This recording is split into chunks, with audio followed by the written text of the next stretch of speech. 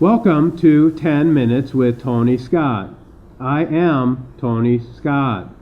Welcome to today's show. My name is Tony Scott.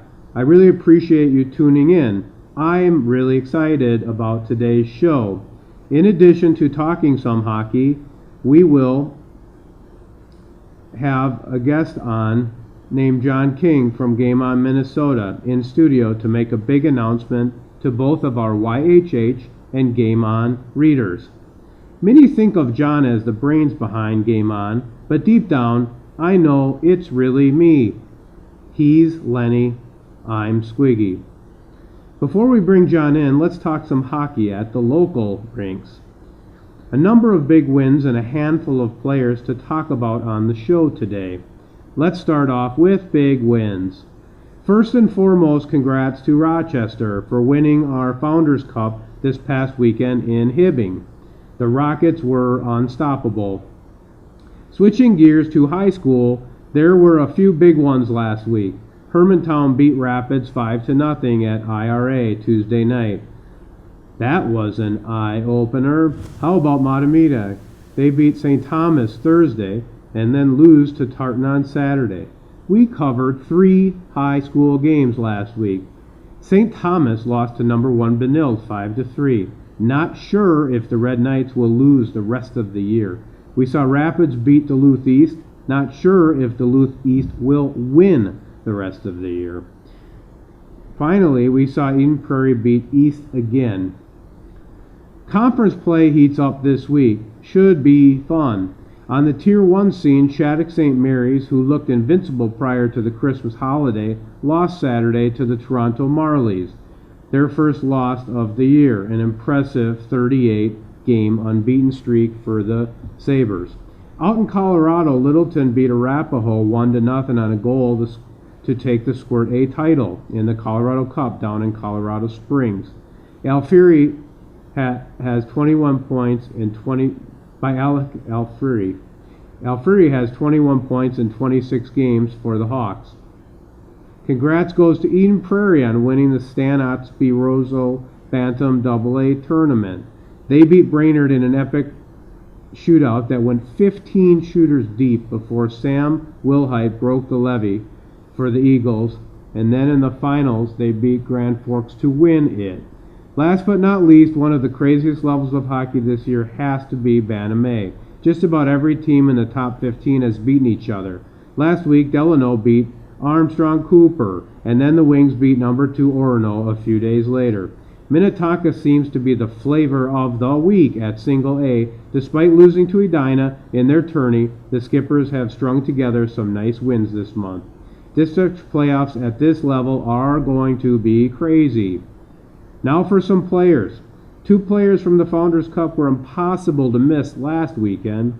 Jacob Stender from Alexandria blew up the score sheet, leading the tourney in goals and points with 17 on 12 goals and 5 assists. And Leighton Liffing from Mankato. Leighton led the Founders in goals with 13, several of which were Sports Center top 10 quality.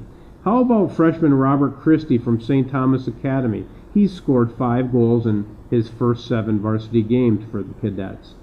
Speaking of freshmen, congrats to Jack Perbix from Elk River, the talented 2019 now prospect committed to Notre Dame last night, giving the Irish their 3rd Minnesota freshman commit. Perbix, Trevor Janicki from Maple Grove, and Grant Silanoff from Edina. Jack is a marvel with the puck. He is both a playmaker and a goal scorer. We're joined today with John King from Game On Minnesota. Thanks for coming into the studio, John, on a cold morning today. Good to see you, bud. All right, let's talk a little bit about what's cooking on Game On. We got this Chucky Slick thing coming out. Tell us a little bit about Chucky Slick and what we're trying to accomplish. Well, Chucky Slick is basically awesome in a bottle. I found this guy, like a lot of people, he put a video out called Living the Dream. And Bounce in California, that's my personal Bounce in favorite. California is outstanding. I got more Bounce here, though, I think. That's true. You got a lot of Bounce. But I watched this, and he seems to sort of personify everything all these brands are trying to be. You know, He really is. He is that. He's kind of the Johnny Knoxville of junior hockey, and he just looks like an awesome time. A couple years ago, actually picked up this jersey here and took that over to Strauss, the best skate shop in Minnesota, had him stitch that up for me. So I'm the proud owner of a New Mexico Mustangs. Formerly of the NAHL. The Null right. does not exist anymore, this team, but yeah, I'm a Chucky Slick fan, and the idea is our website will be finishing up our first season, as you know, and we want to have a little blowout at the state tournament, and we'd love this guy to kind of parachute in, rap a little bit, get into some trouble. We're willing to pay him to do that, and just kind of commemorate a first year of Game On. Why wouldn't it be easier just to call him? Why are we going through the hassle of making posters? Well, we made a wanted poster for Chucky, so we're looking for you. I don't know. We want to flatter him a little bit, give him some bouquets, and make it more interesting. It's too boring just to reach out to him. Plus, I think he might be playing hockey in the Czech Republic, so this whole plan is going to be a little bit more difficult than we anticipated. But whether it's at the state tournament or somewhere down the road, our intent is to have Mr. Slick do a performance on Game On. We have a few other things up our sleeve as well with this performance that will make life really fun for our hockey audience. Absolutely. I think a couple of the things we're cooking up on Game On that I'm excited about. I've got a piece coming out. I'm a terrible hockey player. I was a football player in high school, weak ankles, the whole deal. But I'm doing a love letter to the top 10 garbage goals. So all the types, all the styles, because I've scored them all, and I really don't think they should be called a garbage goal. It's a little bit demeaning, but this is kind of a love letter to the 10 types of garbage goals. I'm not sure this one will make your list, but my most hated garbage goal is the empty net goal.